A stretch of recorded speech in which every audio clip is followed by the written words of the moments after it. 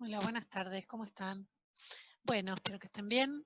A partir de esta clase vamos a empezar a trabajar con la unidad 2, que tiene el nombre de Dispositivos Educativos para la Inclusión, que es un nombre que tomamos de la resolución 1664, que como venimos viendo está, digamos, en armonía normativa con todo el marco normativo de la educación inclusiva, con la resolución 311, con la Ley Nacional de Educación y particularmente con la Convención de los derechos de las personas con discapacidad, que habla del derecho a la educación inclusiva. Entonces, un poco esta resolución, como venimos viendo, viene a decirnos cómo se realizan los proyectos de inclusión, ¿no? Las trayectorias educativas inclusivas en la provincia de Buenos Aires.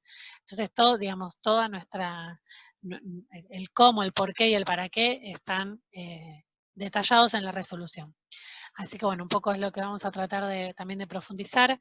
A partir en esta unidad es muy práctica, así que vamos a tener que después llegar a algunos acuerdos, a ver cómo vamos a trabajar, porque, bueno, digamos, se trata de que ustedes puedan planificar una secuencia didáctica para nivel inicial, y que sobre esa secuencia puedan hacer después configuraciones de apoyo para una determinada persona con discapacidad, lo mismo para nivel primario y lo mismo para nivel secundario, digamos, van a tener que hacer una secuencia y después hacer adaptaciones eh, de esa secuencia para una determinada persona.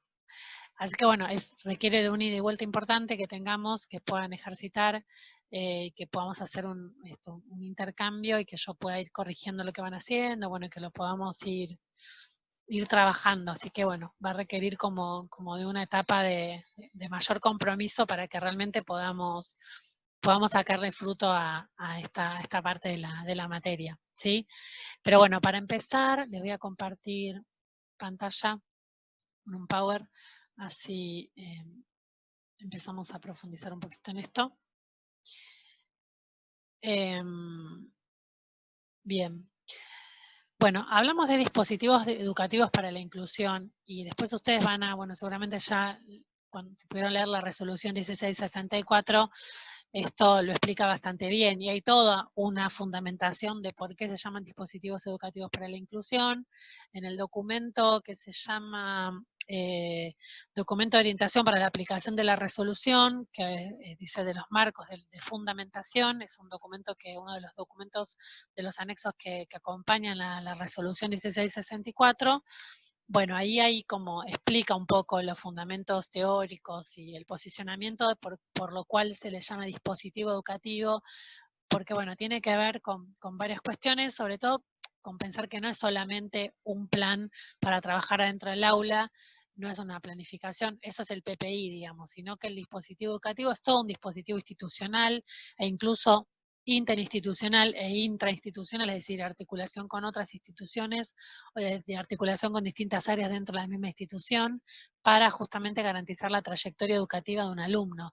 Y eso se entiende que no es solamente lo que pasa dentro del aula, lo que pasa con el contenido, sino que es algo que sucede en toda la trayectoria educativa, es decir, cómo ese alumno transita por la escuela, con qué apoyos, si interviene la escuela especial o no, si interviene acompañantes externos o no, cómo se evalúa, cómo acredita, bueno, es decir, toda la trayectoria educativa tiene que formar parte del dispositivo educativo para la inclusión, ¿sí?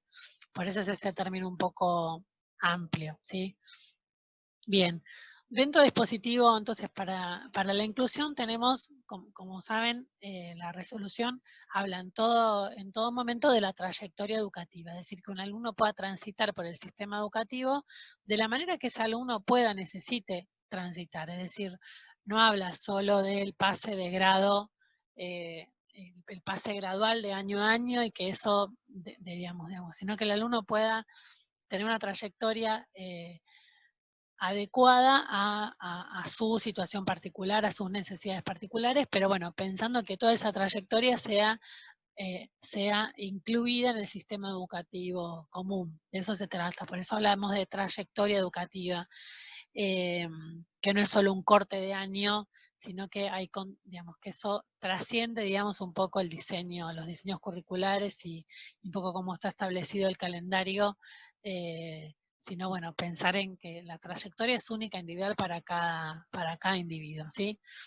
Y el otro término que introduce el dispositivo educativo para la inclusión es el de la propuesta pedagógica para la inclusión, el PPI, digamos, que si bien PPI anteriormente, en la resolución anterior, era un proyecto particular para integrar un alumno, ahora hablamos de una propuesta pedagógica, vamos, se mantiene la sigla, pero cambia un poco, cambia el nombre y cambia también el contenido, el qué significa el PPI también cambia en esta resolución. Y bueno, digamos, hablamos particularmente de todo esto apunta a la inclusión, digamos, el objetivo es que determinado alumno particular, que es un sujeto con nombre y apellido, con una historia, transite su escolaridad, digamos, ¿no? Acá no hablamos de, en términos generales o en términos abstractos del derecho a la educación, sino hablamos en términos particulares. Acá hablamos de un sujeto, de un niño o una niña que tiene su derecho a ir a la escuela y vamos a ver cómo todos y todas los que intervenimos en su trayectoria educativa logramos que esa inclusión sea exitosa. Si acá no hablamos en términos abstractos, hablamos en términos particulares de quién, eso tiene, como digo, tiene un nombre, apellido y tiene una historia y tiene quiénes son las personas que se tienen que involucrar para que esa trayectoria sea exitosa. Acá hablamos, lo bajamos a tierra, a lo más chiquitito que es el derecho de cada uno de los alumnos y alumnas a transitar por la escuela común y a garantizarle el derecho a la educación, ¿sí? Pero los instrumentos entonces para el dispositivo el dispositivo educativo para la inclusión son estos que vamos a ver hoy. Nos vamos a centrar un poco en cómo nos propone la resolución 1664 de que hay que hacer esto, cómo se arma un dispositivo educativo para la inclusión. Lo que dice la resolución, esto es texto de la resolución, que se requiere de una evaluación personalizada previa que a partir de ella sea posible avanzar en el análisis de las necesidades educativas y las barreras para una participación efectiva y así asegurar la equidad en el acceso, el proceso y los resultados con miras a garantizar el derecho a una educación de calidad. Esto lo dice la resolución y esto tiene que ser como, bueno, esto es el marco de acción, ¿sí? Esto es lo que tenemos que hacer, que en esta clase vamos a tratar de desagregar un poquito de qué se trata esto de la evaluación personalizada, que esto es lo que hay que hacer previamente, digamos, hay que hacer una evaluación de ese niño, de ese sujeto, de esa situación en particular, para poder determinar cuáles son las necesidades educativas, pero a su vez cuáles son las barreras, porque hablamos en términos de discapacidad para el modelo social, que es la discapacidad aparece cuando ese sujeto interactúa con determinadas barreras. Si esas barreras no existieran, la discapacidad, digamos, esa discapacidad va a desaparecer. Entonces acá hay que hacer un análisis de las dos cosas, por un lado de las necesidades y por otro lado de las barreras, ¿sí? Todo esto con miras a garantizar la equidad en el acceso, en el proceso y en los resultados. Y eso también es importante, ahora lo vamos a ver también un poquito más.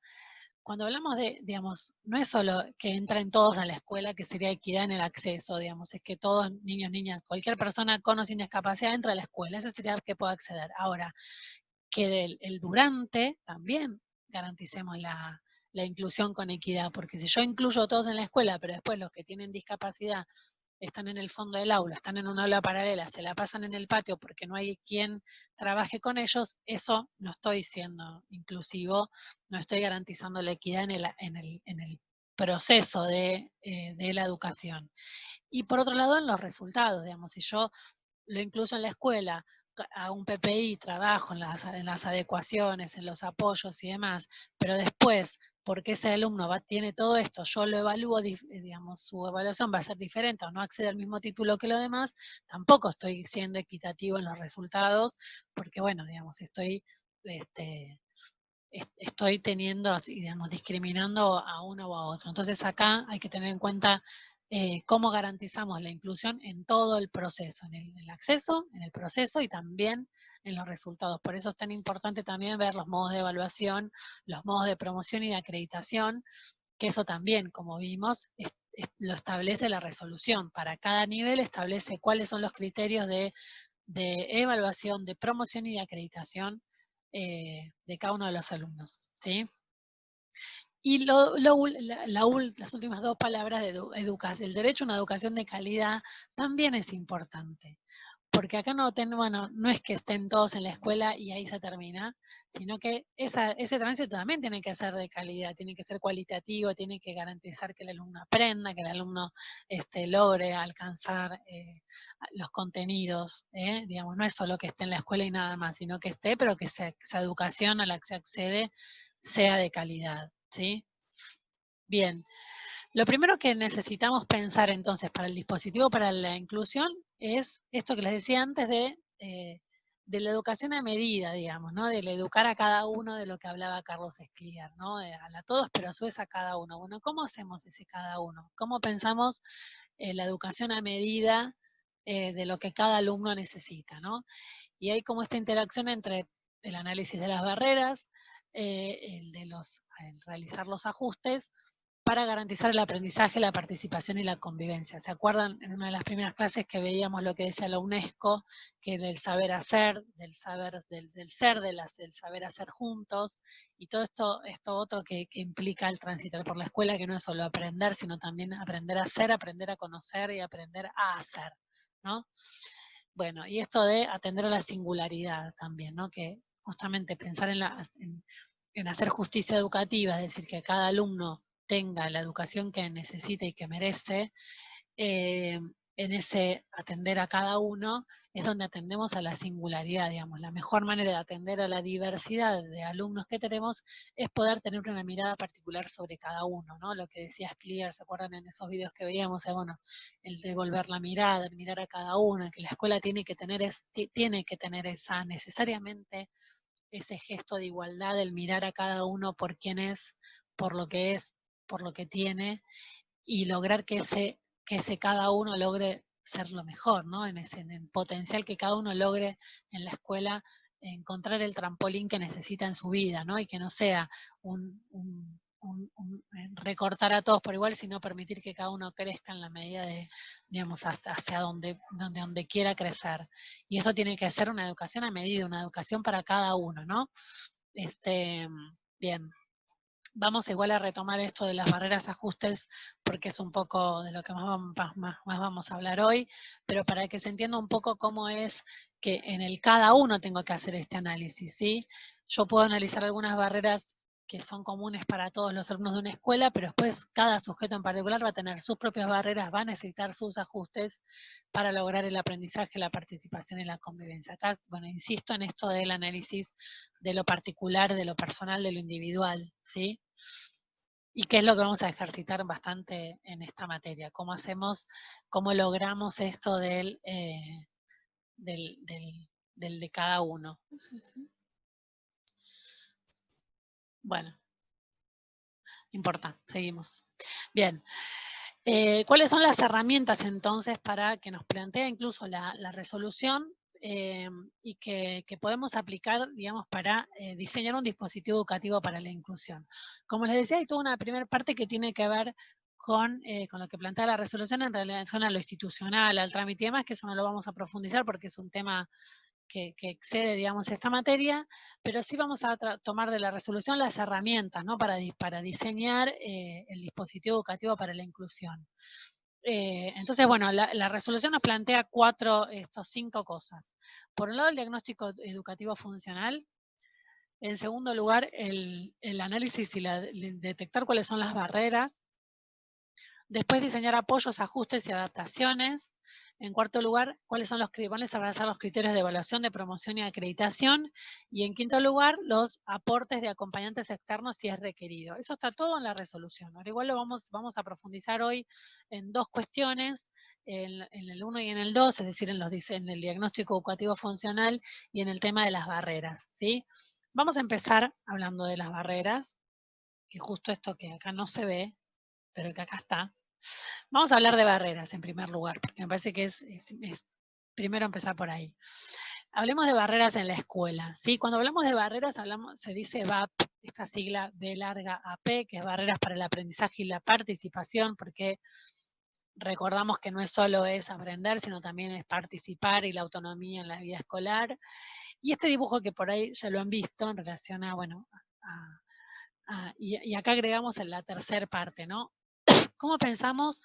Porque, ¿no? Digamos, las más conocidas son las 2 primeras, ¿no? De los tres que tienen, cada uno tiene distintos tamaños, cada uno tiene un cajoncito igual, entonces eso sería, bueno, darle a cada uno lo mismo, ¿no?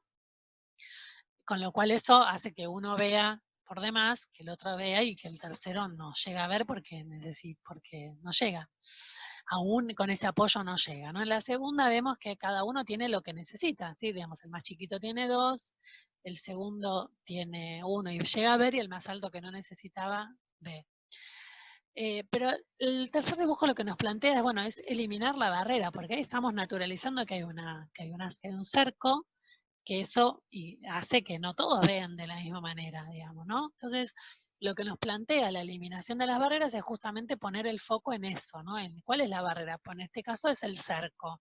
Es decir, venimos haciendo un montón de esfuerzos y en las cuestiones de adaptaciones y demás para hacer que un alumno llegue a comprender, digamos, determinada cuestión, o sea, acceda a determinado contenido, pero no estamos a veces poniendo el foco en cuál es la barrera que impide, ¿no? Que ese alumno pueda acceder a ese contenido. En este caso, graficándolo con este cerco, digamos, si nosotros eliminamos el cerco y ponemos un tejido, cualquiera desde su perspectiva puede ver el partido. Es decir, no necesitamos ahí ningún apoyo, porque estamos haciendo un diseño universal que cualquiera puede acceder sin importar cuál sea su altura. Entonces, este es el concepto que nos tenemos que grabar gráficamente cuando hablemos de barreras, ¿no? ¿Cómo eliminamos la cerca para que cualquiera pueda ver? De eso hablamos cuando hablamos de diseño universal, que un poco lo empezamos a ver por arriba en el sujeto con discapacidad. El concepto de diseño universal sería esto, digamos, cómo hago un estudio en el que, digamos, cómo diseño algo en el que cualquiera, sea alto, bajo o mediano, acceda, ¿no? Llevado a discapacidad, bueno, cómo pienso, cómo diseño un edificio, cómo diseño un contenido, una secuencia didáctica, para que cualquiera de mis alumnos, el que es ciego, el que está en silla de ruedas, el que tiene autismo o el que tiene discapacidad intelectual, para que todos y todas accedan a ese contenido, sin importar, ¿no? Desde el diseño, desde el pensar cómo va a ser eso que voy a diseñar, pienso en la diversidad, ¿sí? Bien. La resolución 1664 nos plantea una serie de barreras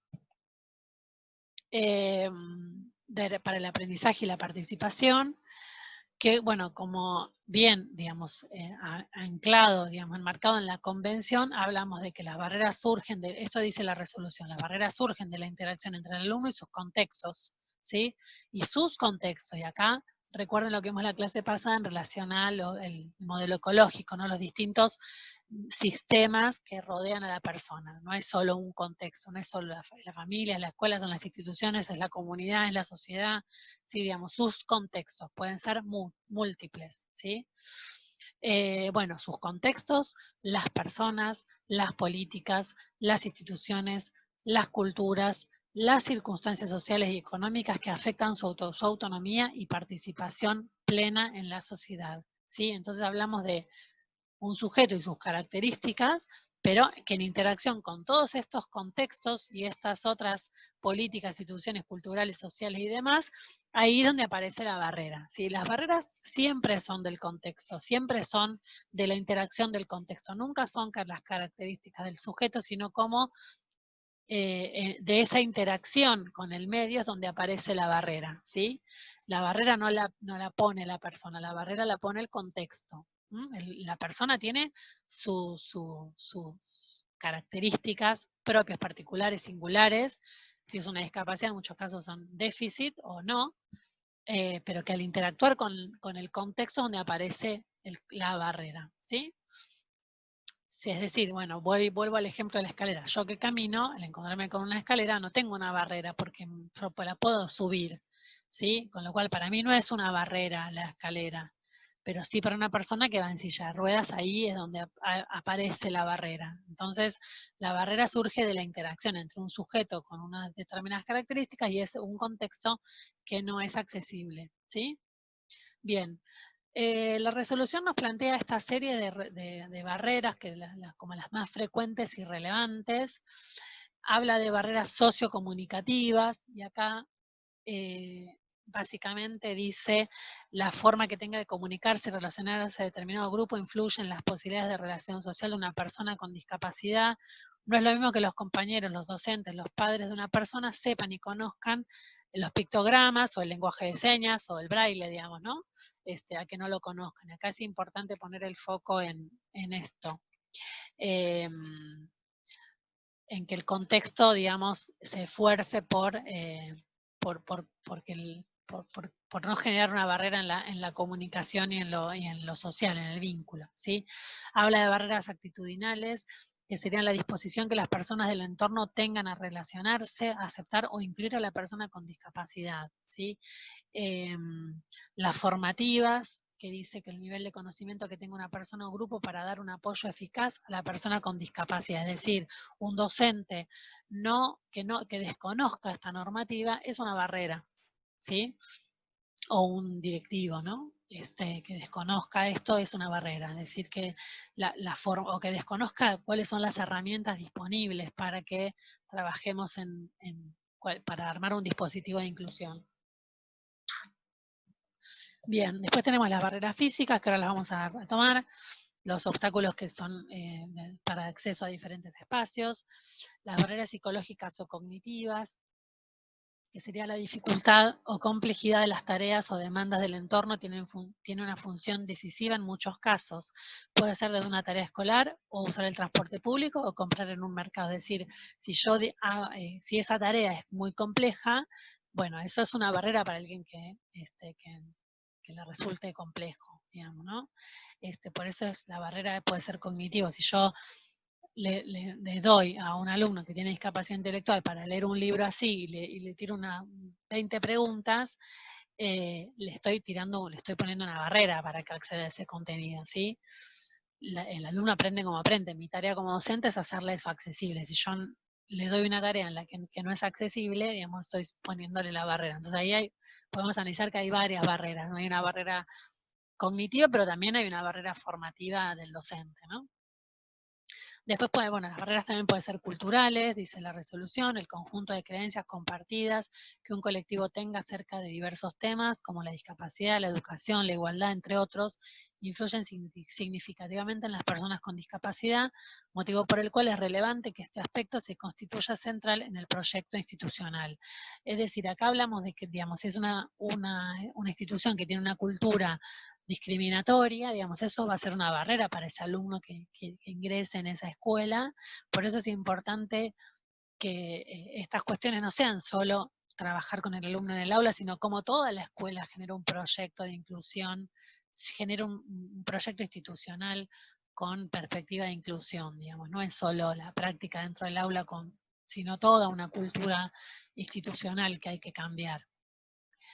Por eso es muy común también que cuando cuando determinadas personas transitan, después la escuela se va abriendo, va facilitando el ingreso de nuevos alumnos con discapacidad, porque prueba, ve que es posible, y se van transformando las personas también de esa institución, y ya saben cómo hacer los trámites, ya saben, el gabinete ya sabe qué hacer, los docentes ya saben que ser un acompañante externo no es ninguna cosa rara, digamos. Bueno, entonces se van generando escuelas que son más amigables porque justamente van cambiando esa cultura institucional, ¿no? Para favorecer la inclusión.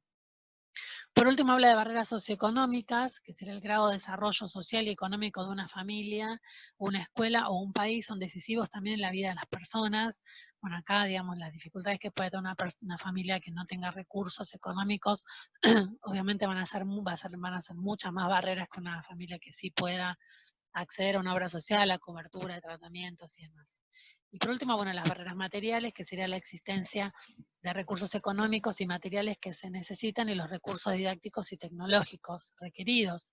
No sé si yo tengo, no sé si hace falta un ascensor en una escuela, que no haya ascensor es una barrera física. Ahora, si ese ascensor no lo podemos poner porque no hay plata, ahí estamos hablando de una barrera material, digamos, ¿no? Porque no se consiguen los recursos para hacer las rampas.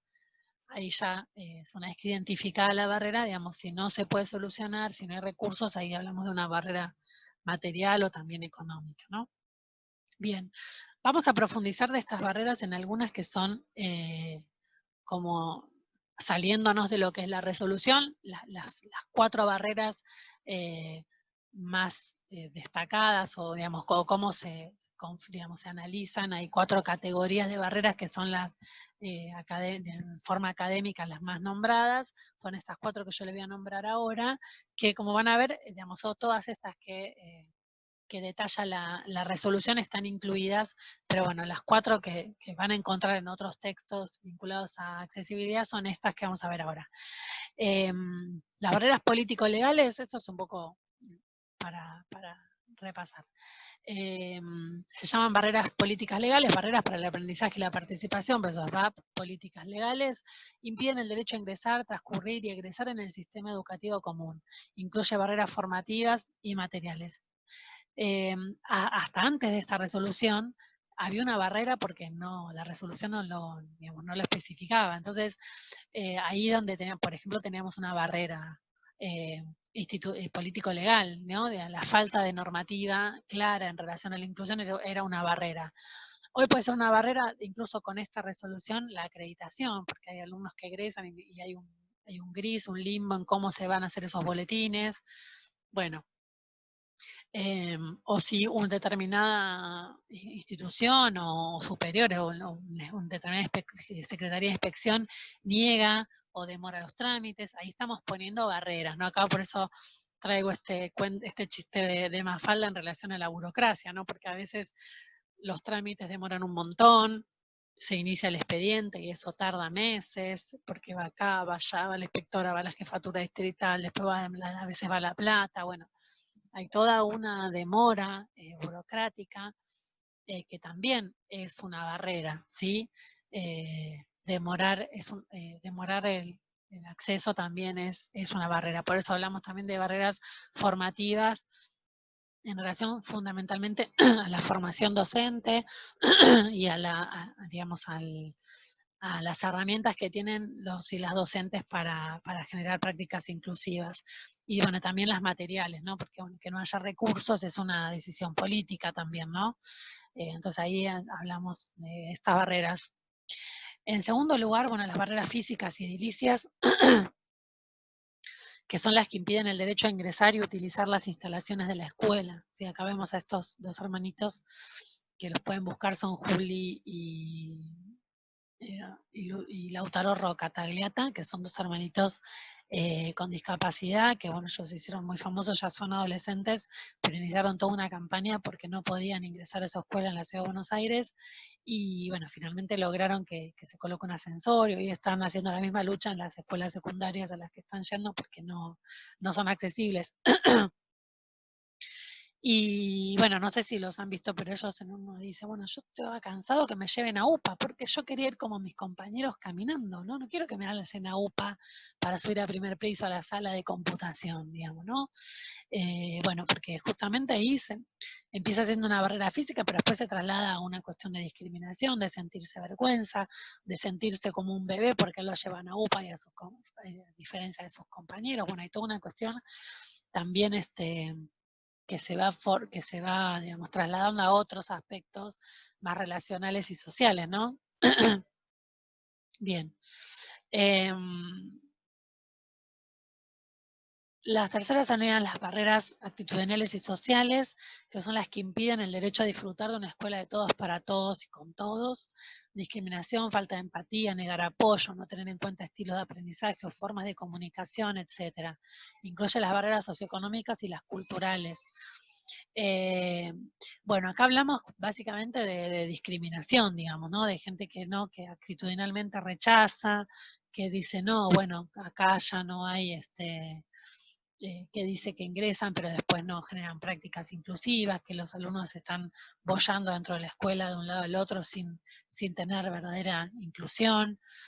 Bueno, todas estas por eso esta quizás es la más difícil de identificar y la más difícil de erradicar, ¿no? Las barreras actitudinales y sociales, porque se tratan de cambios que tienen que hacer las personas. Más allá que está la normativa, como en este caso y demás, si después esto no se conoce y si además del desconocimiento después no hay interés o no hay motivación, no hay actitud, digamos, inclusiva, la resolución no sirve de nada, digamos, ¿no? Acá hay que, esta resolución es hacer la carne, hacer la realidad, bajar la tierra y aplicarla, ¿no? Ahí es donde nos encontramos con estas barreras que muchas veces son esas, son las más difíciles de, de identificar y también de eliminar, ¿no? Porque hay que cambiar, cambiar cabezas. Acá se trata de cambiar cabezas, ¿no? De generar otros compromisos. Bien, y por último es la barrera curricular, en tercer lugar, perdón, las barreras curriculares, que estas sí son particularmente las que tienen que ver con los contenidos, que son las que impiden que el alumno acceda al contenido o al espacio de aprendizaje. La barrera puede estar en la planificación, en el desarrollo o en la evaluación, ¿sí? Y acá incluye la barrera psicológica o cognitiva, porque si yo le presento una tarea, eh, una dificultad importante, digamos, le estoy poniendo una barrera en cómo ese alumno puede acceder a ese contenido, ¿no? Y acá por eso, digamos, pongo este dibujito en relación a la docencia, porque acá es donde el docente se tiene que lucir, ¿no? En cómo eliminar estas barreras.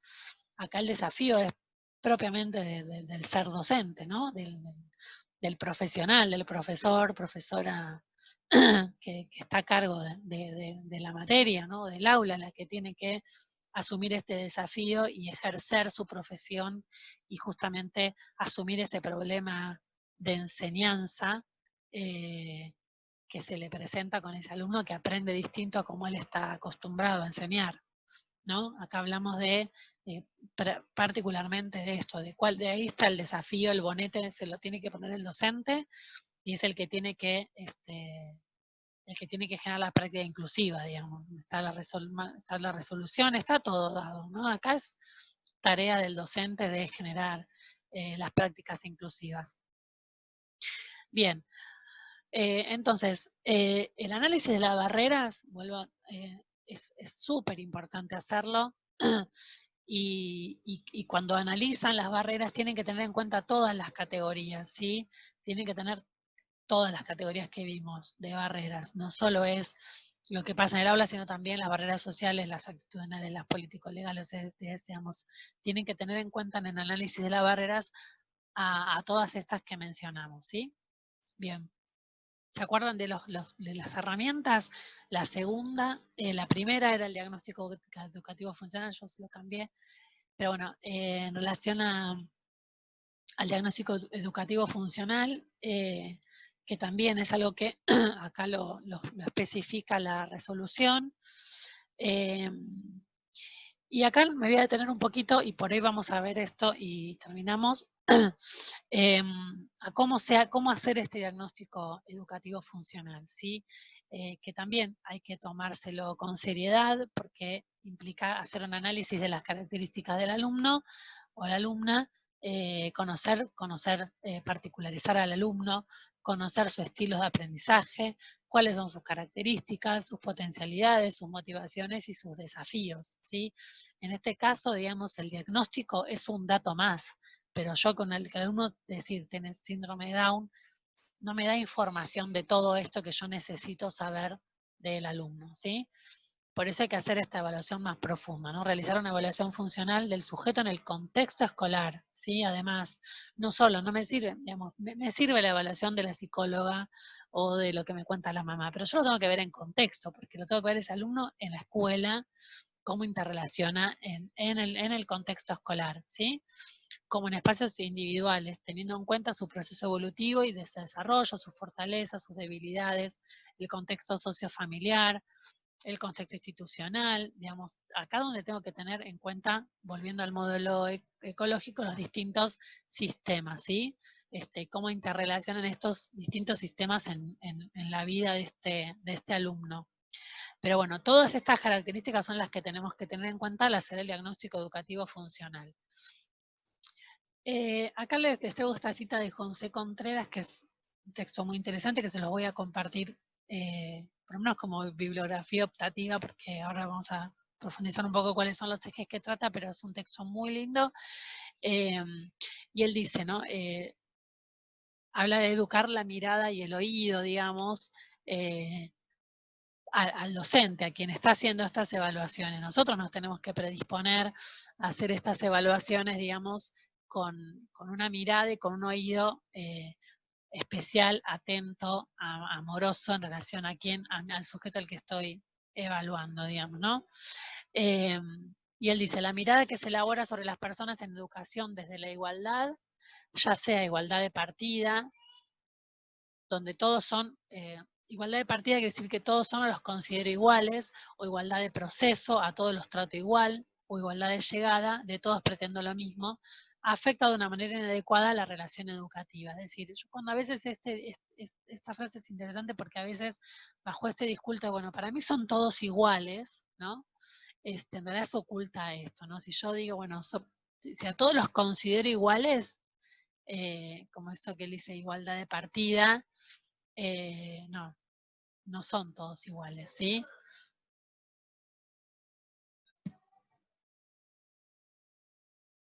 Bueno, si yo a todos los considero iguales, o si yo a todos los trato igual, o si de todos pretendo lo mismo, en realidad estoy haciendo una falsa igualdad, digamos, porque no todos son iguales, no todos los puedo tratar igual, y y de todos no puedo pretender lo mismo. Por eso es importante poner una mirada particular sobre cada uno, ¿sí?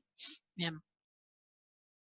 En relación a cómo hacer el diagnóstico educativo funcional, hay como algunas cosas a tener en cuenta. Voy a correr esto. Bueno, qué es lo que dice Contreras en este texto, ¿no? Digamos, habla de mirar ecológicamente, mirar es contemplar, digamos, que no se trata solo de digamos, de hacer un análisis frío, sino de mirar el sujeto en su integralidad, mirarlo ecológicamente en relación a los distintos sistemas, sus contextos, su familia, del medio donde vive, digamos, tener en cuenta todo ese medio y ese contexto, las posibilidades que tiene la familia de acompañar o no, contemplar, ¿no? Digamos, no es solo hacer una evaluación como alguien de afuera, sino contemplar a ese niño, ese sujeto en su contexto, en lo que le está pasando, de dónde viene, cuáles son sus trayectorias y demás, ¿no? Como hacer una mirada integral. Por otro lado, esto de la escucha antes que el diagnóstico, ¿no? Poder saber escuchar, no ir como alguien que va y pregunta y hace como un test de preguntas fríamente y no está pensando particularmente en lo que esa familia tiene para contar, en lo que ese chico tiene para contar, en poder descubrir, ¿no? Por eso habla de la escucha antes que el diagnóstico, poder, bueno, darse un tiempo para realmente escuchar y conocer. Percibir las posibilidades, percibir la fuerza del otro, es decir, no ir solo a buscar lo que no puede, sino percibir y poder tener una mirada sobre lo que sí puede, sobre lo que le gusta, sobre la fuerza del otro, ¿no? Y acá en esto de la fuerza, cuál es el poder que tiene, ¿no? Buscar una mirada que empodere a este sujeto con el que estoy trabajando, y no mirar lo que no puede, sino qué es lo que puede y sobre eso que puede tratar de empoderarlo y trabajar. Una relación de proximidad. Nuestros alumnos y alumnas tienen nombre, apellido, historia, futuro, circunstancias y deseos. Esto que decía antes, bueno, pensar en este alumno en particular, en su historia en particular, ¿no? Tener una mirada que lo individualice, que lo singularice y que lo ponga en valor como sujeto, ¿no? Bueno, ser quien se es con completa dignidad, ¿no? También esto habla de nosotros, que al evaluar no somos neutros, ¿no? También cuando uno mira hay algo que pone de su mirada en ese otro, ¿no? Si es alguien que te sensibiliza o que no, o que te da bronca, digamos, también a nosotros nos pasa algo en esa relación y muchas veces está atravesado por eso que nos pasa como sujeto frente a un otro, ¿no? No todas las historias son iguales, algunas historias nos conmueven mucho, otras historias no son indiferentes. Entonces, bueno, esto también tener en cuenta qué me pasa a mí cuando evalúo.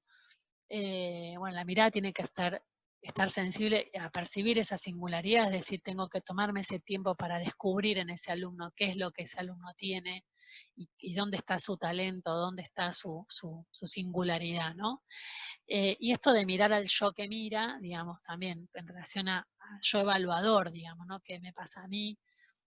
frente a eso que estoy evaluando, ¿no? Si tengo algún familiar, me recuerda a algún familiar, me va a tocar alguna fibra, bueno, hay cuestiones que atraviesan, digamos, y que también son importantes tener. No soy yo misma que evalúo hoy, a la que evaluó el año pasado, o la que va, ¿no? Digamos, en mi contexto también a mí, como evaluadora, como docente, como le decimos, de instancia de evaluación, también mi contexto me atraviesa al evaluar a ese otro, ¿no? Entonces también eso también es importante tenerlo en cuenta, ¿no? Como, bueno, este dibujo de mirar con el corazón sería, ¿no? Como humanizar también esa instancia de evaluación particularmente.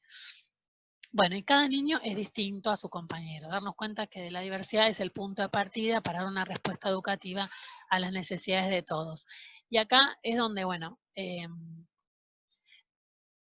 vamos a parar por hoy, digamos, porque el diagnóstico es un poco, es punto de llegada, porque yo tengo que llegar a poder analizar, pero a su vez es punto de partida, ¿no? Porque, bueno, a partir de que yo tengo ese diagnóstico, tengo que empezar a planificar cómo voy a trabajar con ese alumno, ¿no? Primero identificamos las barreras, analizamos al alumno y a partir de eso voy a poder empezar a planificar, ¿no? En esta evaluación después les voy a dar algún modelo digamos, lo vamos a ver en los libros, en el libro de Borsani, cómo analizamos las características de este sujeto y a partir de todo esto es donde empieza mi tarea como docente, digamos, bueno, ¿cómo hago para enseñarle a este sujeto frente a estas barreras que se van a presentar, ¿sí? Así que bueno, hasta acá llegamos por hoy.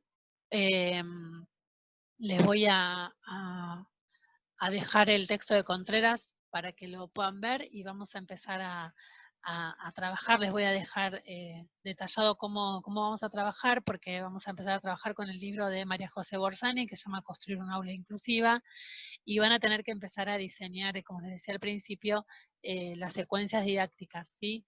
Para que empezamos a trabajar con adecuaciones. Así que bueno, por ahora llegamos hasta acá y nos vemos la próxima.